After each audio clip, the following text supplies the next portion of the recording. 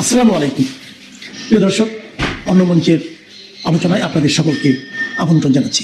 সুপ্রিয় দর্শক শ্রোতা মণ্ডলী, আপনারা এই মুহূর্তে আমাদেরকে যে যেখান থেকে দেখছেন এবং পরবর্তী যে যেখান থেকে দেখবেন, আপনাদের সকলকে জানাই আমি আমার প্রাণ ঢালা অভিনন্দন এবং শুভেচ্ছা এবং কৃতজ্ঞতা প্রকাশ করি সার্বক্ষণিক আমার পাশে থাকার জন্য, কথা শোনার জন্য এবং আরও অনেককে শুনতে দেওয়ার জন্য। আজকে এতক্ষণ আপনারা হেডলাইন এবং ব্যানার দেখে বুঝতে পারছেন যে আমি কি বলছি, যে হ্যাঁ, আমাদের সাবেক পররাষ্ট্রমন্ত্রীর কাছে নাকি আপনার রজার খলিল উনি ফোন দিয়েছেন। তো ফোনটা কেন দিয়েছেন এটা নিয়ে হঠাৎ করে যখন ফেসবুকে একটা ছোট্ট দিলাম যে রজার খলিল মোমেন সাহেবকে ফোন দিয়ে, অনেক বুদ্ধিজীবী ঝাঁপাইয়া পড়ছেন, ভাই এটা গোপন কথা, ওই কথা সেই কথা। তো কথা হচ্ছে যে এইসব মাথা মোটা বুদ্ধিজীবী এরা বুঝেই নেই, এরা মনে করছে যে রজার খলিল মোমেন সাহেবরে ফোন দিচ্ছেন মানে হচ্ছে যে এই আওয়ামী লীগের মনে হয় রাস্তায় আনার জন্য বা আওয়ামী লীগের নিষেধাজ্ঞা তুলে ক্ষমতা দিয়ে দেওয়ার জন্য রজার খলিল ফোন করছেন। এই ধরনের বুদ্ধি এদের। মূলত এটা ব্রেক করেছেন একজন ভারতীয় সাংবাদিক এবং উনি যা বলেছেন এগুলোর বিষয়ে আলোচনা করব, এবং কিন্তু কেন ফোন দিতে পারেন সেই বিষয়টা আপনাদেরকে একটু জানাই আমি। এটা হচ্ছে যে আপনারা যারা পেপার পত্রিকা পড়েন বা নিউজগুলো দেখেন, তারা সকলেই জানেন যে জাতিসংঘের সাধারণ পরিষদের 81তম অধিবেশনে সভাপতি পদে বাংলাদেশের প্রার্থী। বাংলাদেশ হচ্ছে যে 81তম অধিবেশনের সভাপতি হবে, মানে 193টা দেশের যে হয় জাতিসংঘের, এটার সভাপতি পদে পদপ্রার্থী। সুতরাং এই পদপ্রার্থী যখন হইছেন, তখন এখানে বাংলাদেশের পক্ষ থেকে পদপ্রার্থী হলে সেখানে প্রেসিডেন্ট যদি নির্বাচিত হন, বাংলাদেশ বা স্থায়ী পরিষদের মেম্বার হন কোনো কিছু একটা, সেটাতে সব দেশের সমর্থন লাগবে। মিনিমাম ভোটাভুটি হইলে আপনার ধরেন 60-70% ভোট লাগবে, সেই ভোটে যায় হইতে পারে। তো এইটা হইতে গেলে এখন বাংলাদেশ তো চেষ্টা করতেছে গত 2 মাস ধরে, তারেক জিয়া আসার পর থেকে এটা প্রচন্ড চেষ্টা চলতেছে, মানে ফেব্রুয়ারি মাস থেকে এটা চেষ্টা চলতেছে রজার খলিল জাতিসংঘের এই 81তম অধিবেশনে সভাপতি পদটা যাতে পায়, এতে বাংলাদেশের সম্মান উজ্জ্বল হয়। এখন এইটাতে এরা তদবির করে অলরেডি ওনারা একটা কথা বলেছেন খলিল তারা, যে ওআইসি ভুক্ত দেশ যেগুলো আছে এর মধ্যে সৌদি আরব এবং বাহরাইন, আরব আমিরাত, 3-4টা দেশ নাকি ওনাদেরকে কনফার্ম করছে যে ওনাদের পক্ষে, মানে বাংলাদেশের পক্ষে ওরা থাকবে এবং বাংলাদেশের পক্ষে ওরা ভোট দিবে।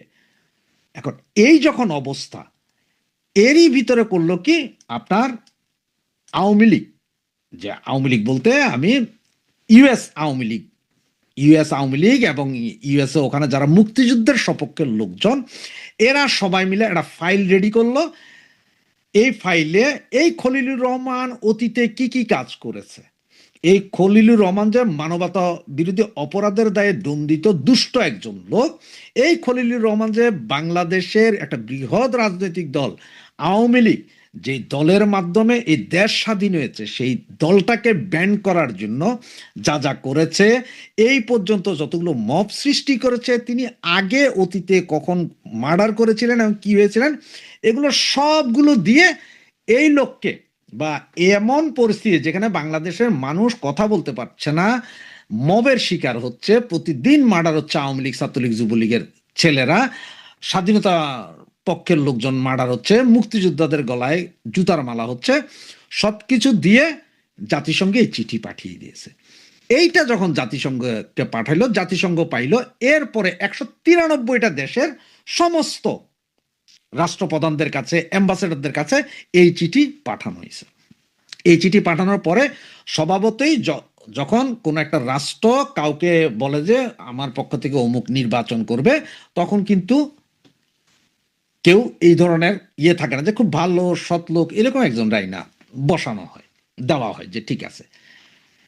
এখন ওনার বিরুদ্ধে যখন পড়ছে, এখন সবাই একটু কানাঘুষা শুরু হয়ে গেছে, আরে কি হইলো, আরে কি হইলো, আরে কি হইলো। এখন একদম ফাইলিং করে কতজন ছেলে মারা গেছে, কি কি আকাম করছেন, কি কি দুর্নীতি করছেন, ইন্টিম গভর্নমেন্ট থেকে উনি কি কি করছেন, একদম সব বিস্তারিত দিচ্ছেন। তো এখানে খালি আমেরিকার সমর্থন থাকলে হইব না, আমেরিকা, ইউরোপিয়ান এইভাবে সমর্থন থাকলে 193টা দেশ, এর মধ্যে মিনিমাম 80টা দেশের মিনিমাম সমর্থন লাগবে, 70-80টা দেশের যথাসম্ভব মনে হয়, বা 100 দেশের, 150 দেশের, এরকম। মানে 60-70% সমর্থন ছাড়া হবে না। এখন ওনারা এটা করার পরে এখন এটা তো মাথায় ধরে গেছে সবার, যার কারণে খলিলুর রহমান বর্তমানে এখন পর্যন্ত আমেরিকাতে আছেন। উনি নাকি আপনার মোমেন সাহেবকে ফোন দিয়েছেন। তো মোমেন সাহেবকে ফোন দেওয়ার কারণটা কি?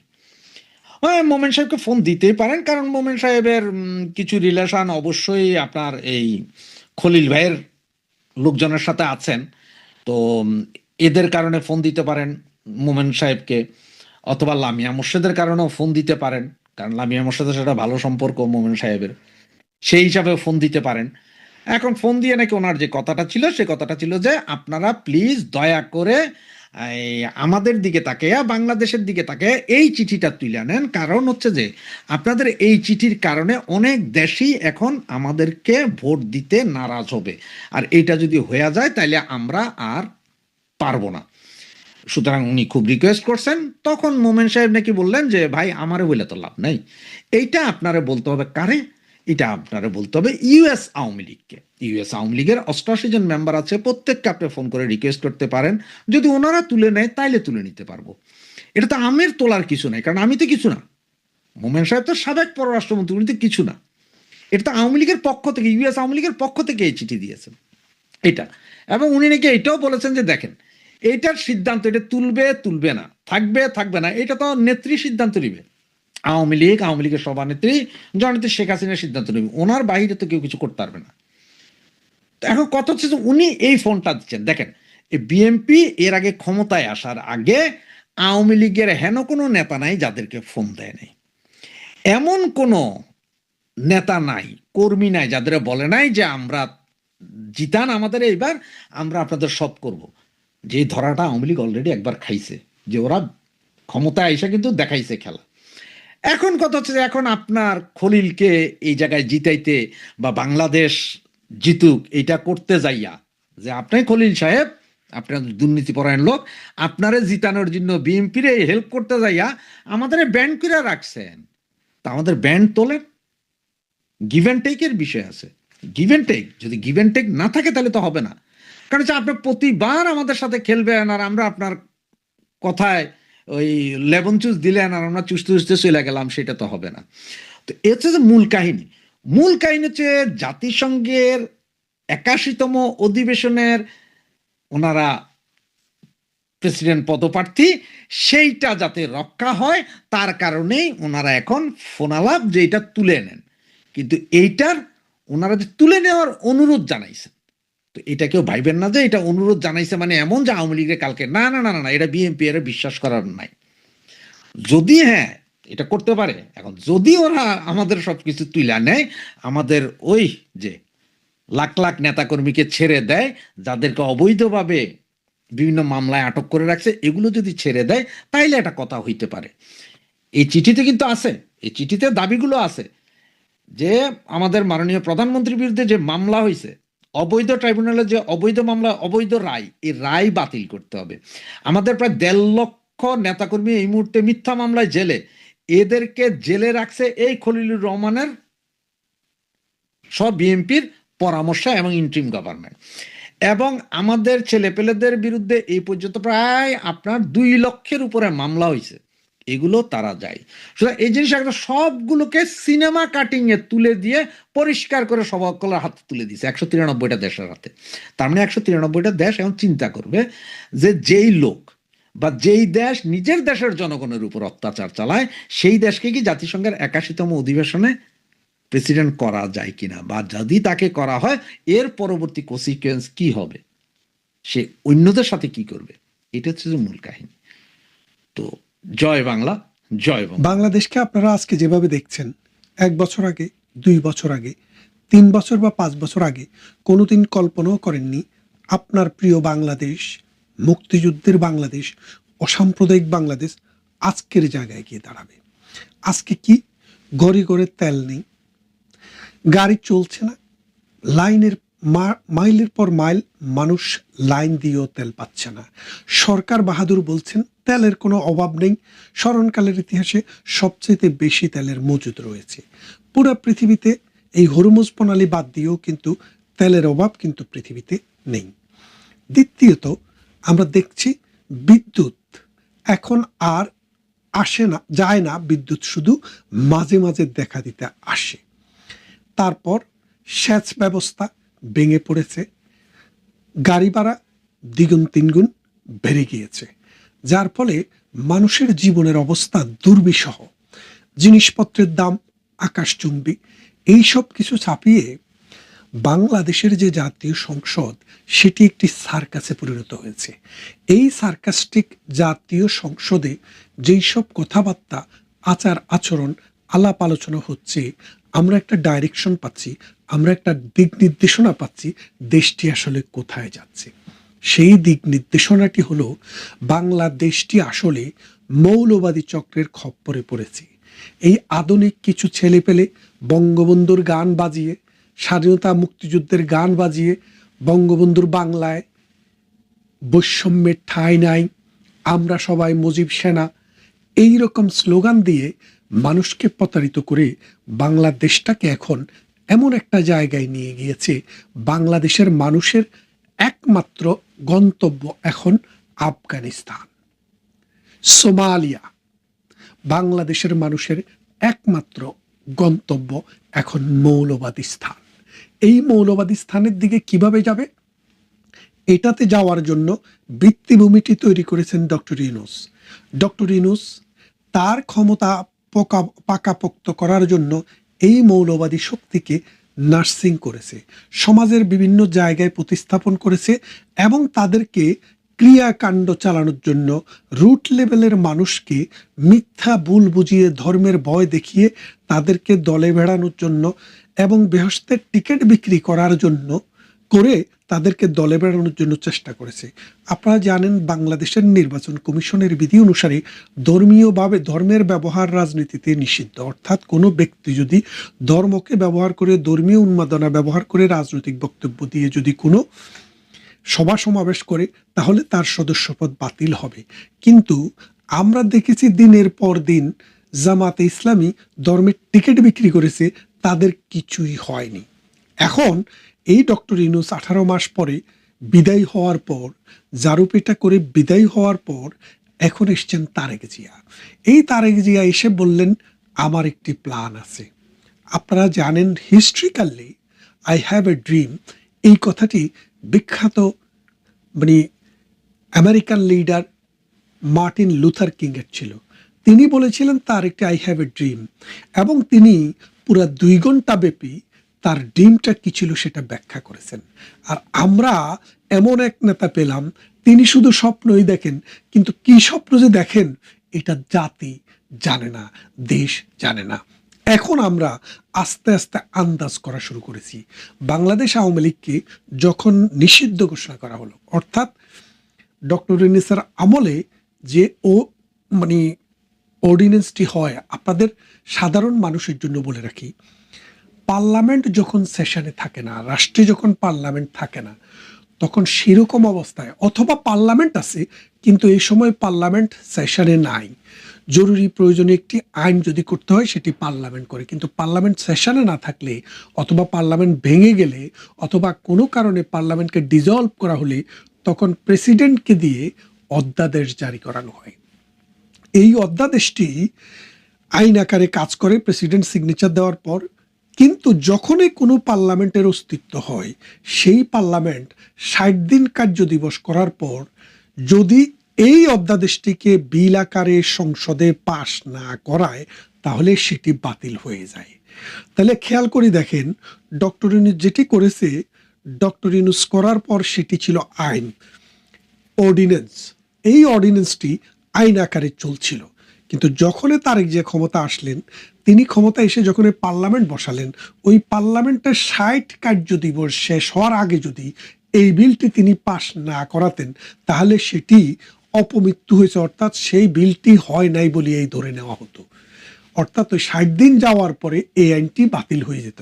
কিন্তু তারেক রহমান অন্য অনেক দিনই সে এখনো পাশ করার নাই, কিন্তু এই 60 দিনের যাওয়ার আগেই আওয়ামী লীগের কার্যক্রম নিষিদ্ধ করে যে অধ্যাদেশটি জারি করেছেন সেটি কিন্তু তিনি পাশ করিয়ে দিয়েছেন। খেয়াল করে দেখেন, এই পাশ করানোর ফলে কি হলো, এই যে বিরোধী দলের মাঠ অর্থাৎ রাজনীতির মাঠ জামাতের দখলে থাকলো, মৌলবাদী শক্তির দখলে থাকলো, যারা পীরকে মারে, যারা বাউলকে পিটায়, যারা সঙ্গীত শিল্পীদেরকে পিটায়, যারা নাটকের মঞ্চে হামলা করে, এই রকম যারা স্বাধীনতার ভাস্কর্য ধ্বংস করে, তাদের হাতে চলে গেল। এখন আস্তে আস্তে বিএনপির যখন নেতারা কর্মীরা আস্তে আস্তে সাদাবাজকে শিল্পের জায়গায় নিয়ে যাচ্ছে, তারা যখন সেই জায়গায় ব্যস্ত, ফুটপাত থেকে চাঁদা নিবে, রেল স্টেশন থেকে চাঁদা নিবে, নৌকা গোদোয়ারা থেকে চাঁদা নিবে, গরুর হাট থেকে চাঁদা নেবে, এইভাবে তারা চাঁদা নিয়ে নিয়ে টাকার বহর বানাচ্ছে। এদিকে মাঠ দখল করছে জামাতে ইসলামী। আর এই জামাতে ইসলামের কাছে বিএনপিকে পরাজয় বরণ করতে হবে। আর বিএনপি যখনই জামাতে ইসলামের কাছে পরাজয় বরণ করবে, তখনই বাংলাদেশ আফগানিস্তানে যাওয়াটা নিশ্চিত হয়ে যাবে। এখন বিএনপির পরাজয়টা এখন সময়ের ব্যাপার, কারণ বাংলাদেশে মানুষ যে হোপ এবং স্পাইরেশন নিয়ে বিএনপিকে ক্ষমতায় নিয়ে এসেছিল, বিএনপিকে ক্ষমতায় আনার মূল কারণ ছিল যে জামাতকে ঠেকানোর জন্য, যে এদেশের জামাতকে স্বাধীনতা বিরোধীকে আমরা ক্ষমতায় দেখতে চাই না। কিন্তু বিএনপি মানুষের সেই স্বপ্নকে ধারণ করতে পারেনি এবং পারছে না।